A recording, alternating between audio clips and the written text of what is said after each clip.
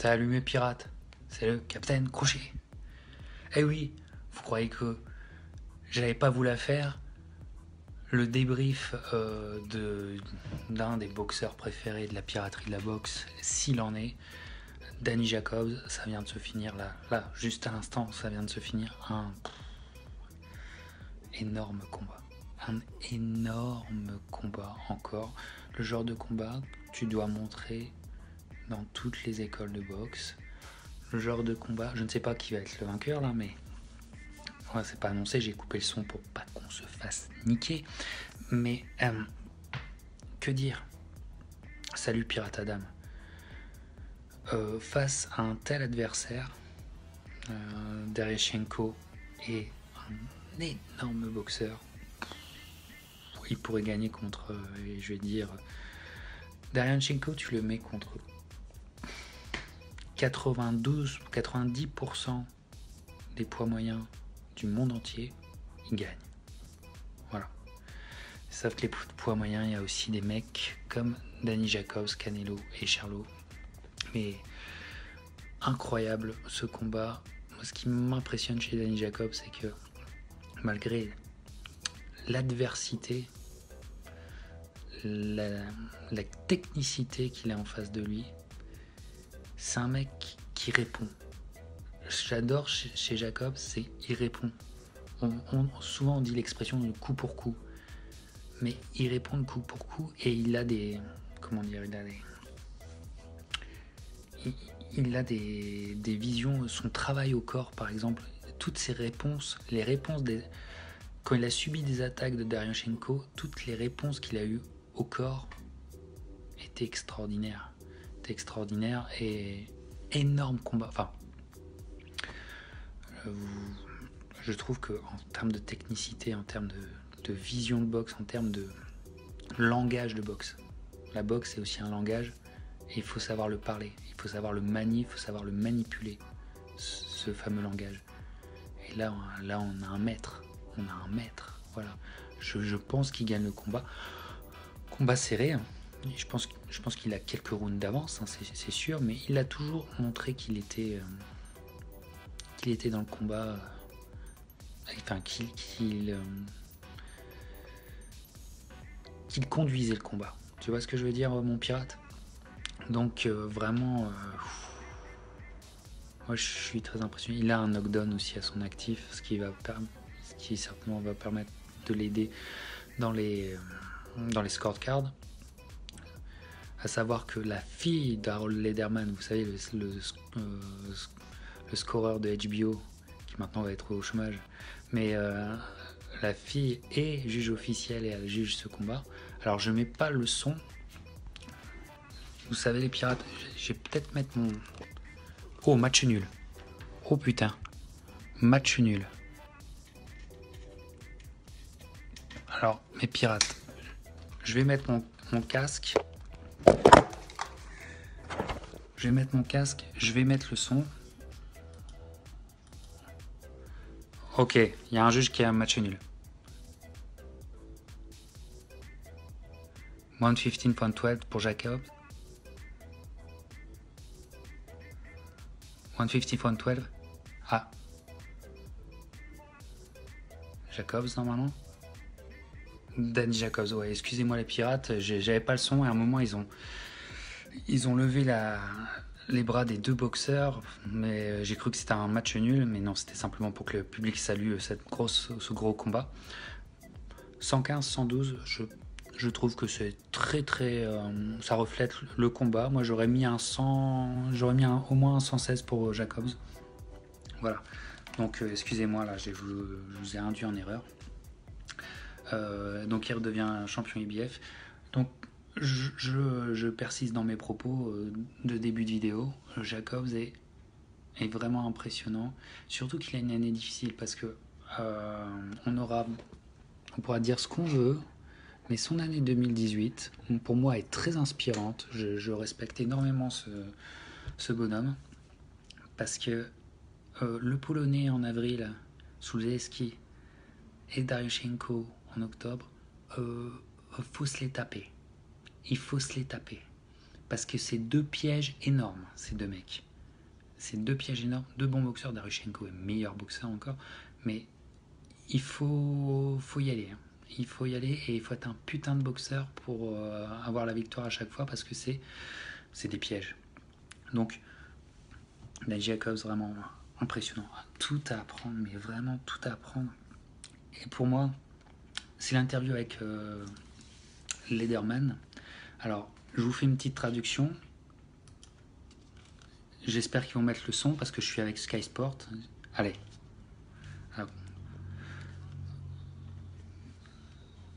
Alors, tu dois comprendre. Merci pour tous les gens qui sont venus ici. Ok, ouais, je suis vraiment... Merci pour ce soir. C'est un vrai compétiteur d'Daryuchenko. Je savais où j'allais. Pour ceux qui disent que c'est un easy fight, ils connaissent pas ce mec.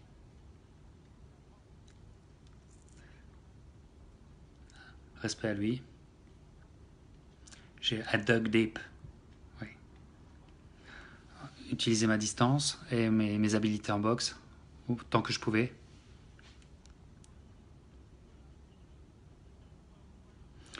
Est-ce que tu penses que tu avais vraiment besoin de gagner ce 12e round? Parce que ça je voulais entertainer le public. Après le 5e round, c'est comme si il avait plus de gaz. Bon, alors j'ai essayé de lui faire louper beaucoup de coups pour le fatiguer.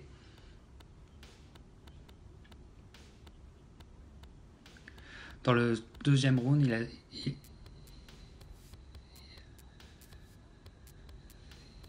il semblait qu'il t'avait touché au 2e round. Non, ça va. C'était tough, mais ça allait.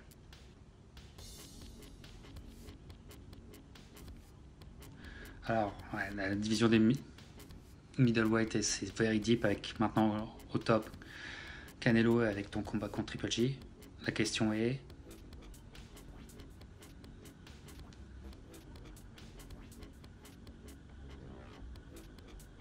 Est-ce que tu as un meilleur niveau encore à proposer? Parce que si ça...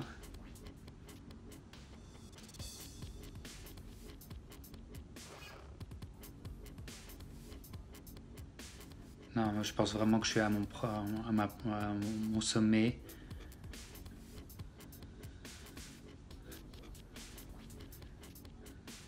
Et je sais que j'ai un autre temps qu'un autre réserve en moi, ça va aller.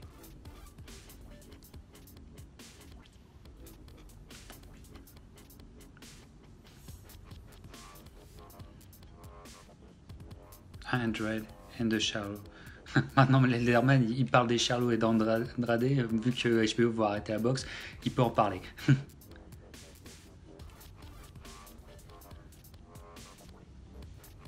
Ah non, je suis pas d'accord. Sergei, il est à leur niveau. Voilà. Triple G l'a évité pour une raison. Non, alors vous vous trompez. Daryuchenko, il est à leur niveau.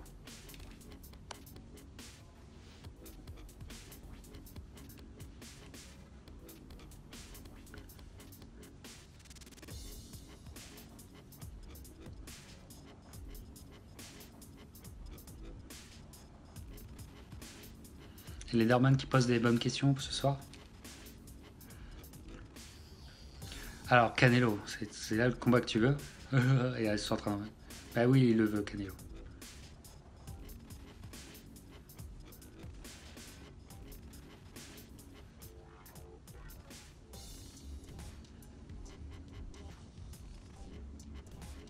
Ouais. Canelo, la priorité. Et un rematch avec Triple G. Mais bien sûr que j'en veux aussi.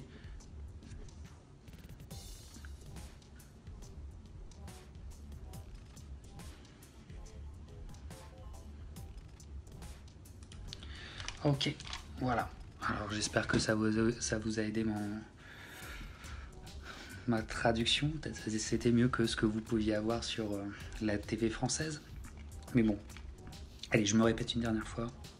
On a eu un très très grand combat de boxe. Très grand combat de boxe. avec des visions, avec voilà, c'est du top. Alors les questions étaient un peu dures parce que à mes yeux, moi je trouve que c'est du top technique. On peut pas demander plus. Et je suis d'accord avec Danny Jacobs. Il fallait se le prendre, ce mec-là. Et il faut un sacré niveau. Il faut être un sacré niveau. Il faut être un sacré niveau pugilistique pour gérer un tel combat. Pour gérer un tel combat, parce que voilà, pas se faire asphyxier avec un mec, un technicien pareil en face de toi, pas se faire asphyxier. Moi, je suis impressionné. Alors, en termes Danny Jacobs, vous voyez qu'il y a un peu le roller shoulder, mais bien sûr Canelo, ça serait impressionnant avec les power shots de Canelo, la vision aussi de Canelo. Mais moi, un combat en termes de sommet de boxe que je voudrais, c'est vraiment Jacobs contre les frères Charlo et contre Jermall Charlo qui est chez les moyens. C'est le combat que moi, en tant que pirate, j'adorerais voir. Je sais pas vous, dites-moi tout de suite les pirates. C'est le combat que j'adorerais voir parce que c'est tous, vous savez, on dit souvent le diable est dans le détail, mais là je crois que la victoire sera dans le détail. La victoire sera dans le détail. Et ça se jouera à rien, ça se jouera peut-être un centième d'angle, de position. Ça se jouera à un centième de seconde d'enchaînement encore. Ça se jouera à un coup d'œil. Je ne vois pas de plus grands sommets techniques là comme ça qui viennent à mon esprit. Je trouve que c'est juste magnifique. Voilà, c'est juste magnifique. Et donc, je vais vous lire un petit peu avant d'enchaîner justement sur le cas Charlo. En tout cas, Danny Jacobs reste dans notre panthéon. Est-il le numéro 1 de notre panthéon? Moi, vous savez qu'il est. Voilà, j'arrive pas à avoir un boxeur préféré. J'aime tellement de boxeurs que j'arrive jamais à me décider à un boxeur préféré, à m'arrêter à un boxeur. Mais si on me forçait à m'arrêter à un boxeur, je crois que la raison m'oblige à m'arrêter à Danny Jacobs. Et vous, mes pirates. Voilà, alors je vous lis, et puis après j'enchaîne sur les Charlots. Alors il y a Pirate Adam qui me salue, qui est là. Et alors je sais pas quelle heure il est en France. Moi il est 10h, 10h30, un truc comme ça. Adam, Pirate Adam est d'accord avec moi. Pirate Romain avait trouvé aussi que c'était un excellent combat. Il avait 8 rounds à 4 pour Jacobs. Pirate Adam aussi avait Jacobs. Il n'y a pas eu de vol ce soir, il n'y a pas eu de vol. Pirate Adam, je ne connaissais pas l'Ukrainien, chapeau à lui. Pirate Romain des rêves a prouvé en amateur, mais pas vraiment en pro avant ce soir. On peut dire que Triple J l'a évité. Il a pris la place de Kano qui est meilleur. Pirate Oswald qui est là, fidèle de chez les fidèles, comme vous tous bien sûr. Bonjour la piraterie, obligé d'écouter. J'attends la rediff. On n'est vraiment pas un pays de boxe. Ah, c'était pas diffusé. Ah putain. Ah là, ça fait mal. Tel combat pas diffusé. Qu'est-ce que c'était beau. Enfin, tu vas te régaler, Pirate Oswald. Tu vas te régaler. Enfin, voilà. C'est du grand art, c'est de la grande cuisine. C'est le plus grand restaurant que tu feras de ta vie. Pirate Adam, oui, il est d'accord avec moi sur Jacobs contre Charlo. Pirate Romain, lui, reste plutôt sur Canelo contre Jacobs pour lui. Voilà. En tout cas, quand on prétend connaître la boxe, on ne peut pas dire autre chose que ce soir, on a une leçon de boxe. Une leçon de boxe, c'est pas une performance, une domination écrasante, c'est pas toujours ça. C'est aussi dans des combats compliqués, gérer, dominer, répondre, s'imposer. Bref, Miracle Man. Voilà mes pirates.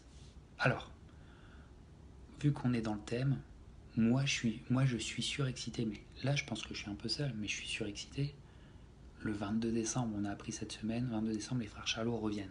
Et ça me fait kiffer de ouf. Vous savez que les frères Charlot aussi, ils sont comme ils sont. J'ai eu la chance de les rencontrer, enfin d'en rencontrer un plutôt de l'observer. Je lui ai pas parlé, mais je l'ai observé. C'est Jermel, le frère en Super Walter, qui a une énergie d'une pile électrique. Je sais pas à quoi il carbure. Mais à Las Vegas, vous savez, en avril dernier, je vous ai fait une vidéo d'ailleurs, toujours disponible. Mais alors, les Charlots reviennent dans la même soirée, c'est génial parce que je vous dis, à part Danny Jacobs, à part Canelo, quels sont les maîtres de boxe actuellement, à mes yeux, à part Danny Jacobs et à part Canelo.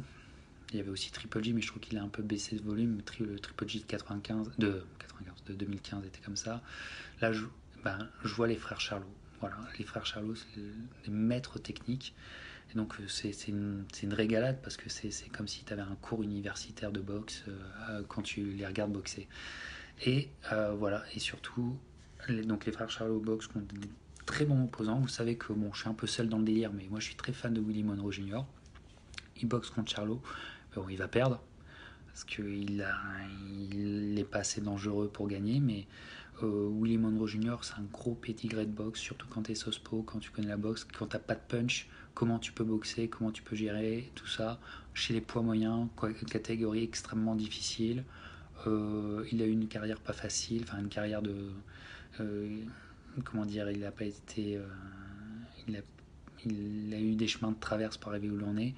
Moi j'aime beaucoup. Donc Charlot ou Willie Monroe Jr. à mes yeux, bon, pour moi il n'y a pas photo. Charlot avec son agressivité devrait gagner. Mais Willie Monroe Jr. Bien luné, enfin dans des bonnes conditions, il peut nous proposer un bon combat. Voilà. Est-ce que ça sera un combat qui ira à la limite? J'en doute. Mais est-ce qu'on va avoir des belles choses techniques? Oui, et c'est ça qui est pas raté. C'est ça qui est pas raté. Willie Monroe Jr., il a signé avec Alemon, il a fait 2 combats de rentrée en sous-carte. Voilà, mais il n'a pas le choix là. Là, c'est la 3e fois dans sa carrière qu'il va être en haut de l'affiche en tant que challenger. Voilà. Bon, ça devient ce qu'on appelle un gatekeeper, un nom à se faire à mettre dans le palmarès, ça fait du bien, voilà. Mais bon, de son côté, s'il fait pas une grosse performance, c'est fini pour lui. Voilà, il y a plus de chemin possible, il y a plus grand chose de possible pour lui, voilà. Donc il doit nous sortir quelque chose pour sauver sa carrière. C'est ça que ça va être très dur. Et t'as Charlot en face de toi. Donc moi le 22, moi je suis kiffé je suis hypé de ouf. Mais pour moi ça m'intéresse. Je vais te dire, ça m'intéresse autant que Wilder Fury. Autant. Ça m'intéresse autant. Allez, je vais pas dire voir plus parce que là, je pense que vous allez dire, hey, Captain, calme-toi. Mais ça m'intéresse autant. Voilà. Et donc, cette fin d'année, moi, j'essaye de mettre un petit peu la pédale douce sur la boxe parce que ça fait un peu beaucoup. Entre les entraînements plus suivre la boxe, il faut que j'arrive à être plus parcimonieux. Et donc, je vous dis, moi, jusqu'à la fin de l'année, vous allez m'entendre pour 3 choses. Vous allez m'entendre pour Bellew Usyk. Vous m'entendrez, c'est sûr, parce qu'il y a à ton choix pour Wilder Fury. Voilà. Il y a Lomachenko aussi le 8 décembre. Mais peut-être bon, je vois pas Pedraza gagner. Même s'il peut proposer un beau combat en termes de rapidité, en termes de vitesse de bras, mais ça ne durera qu'un temps. Je veux dire, Loma, il va le timer, ça lui prendra peut-être 7-8 rounds, mais ne vous inquiétez pas, il arrivera à le timer. Gervonta Davis, s'il a explosé le Pedraza, Lomachenko, même en revenant de blessure, il va gérer. Et donc le 22 décembre, là par contre pour Noël, pour Noël, là, les frères Charlot, je serai présent. Je pense que je vous ferai un gros live. Gros live.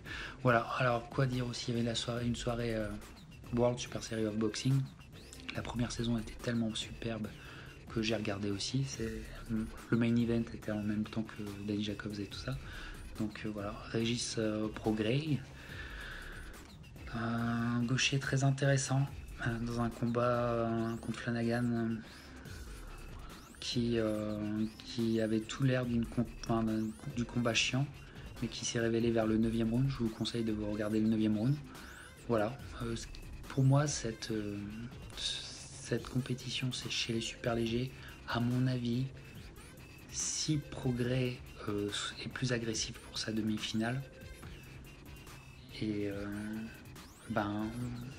je vous parie une finale Progrès contre Josh Taylor, et ça aurait de la gueule, quand même. Mais bon, malgré tout, je trouve que la saison 2 est un petit peu en deçà de la saison 1, mais la saison 1 était tellement belle chez les lourds légers que c'est un petit peu...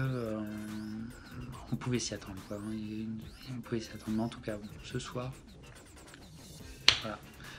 Professeur Jacob nous a fait encore une leçon et on attend le grand duel. C'est le genre de duel, genre Hegel contre Schopenhauer, Pascal contre Descartes, les grands débats, mes pirates. Enfin, pour moi, c'est ça, quoi. Moi, Charlot Jacobs, et pour d'autres pirates, c'est Canelo Jacobs, mais pour moi, Charlot Jacobs, c'est Hegel contre Schopenhauer. Carrément. Vraiment. Donc, voilà, mes pirates, c'était encore... Il y avait tout à apprendre. J'espère que vous avez pris des notes. Passez une bonne semaine. Allez à la salle. N'arrêtez jamais de vous entraîner, même si la vie est compliquée et pleine de rebondissements et parfois pleine de mauvaises nouvelles ou de bonnes nouvelles. Lâchez pas l'affaire, n'écoutez personne, surtout n'écoutez personne, même pas le capitaine. Voilà, portez-vous bien, je vous embrasse mes pirates et puis à la prochaine, ciao.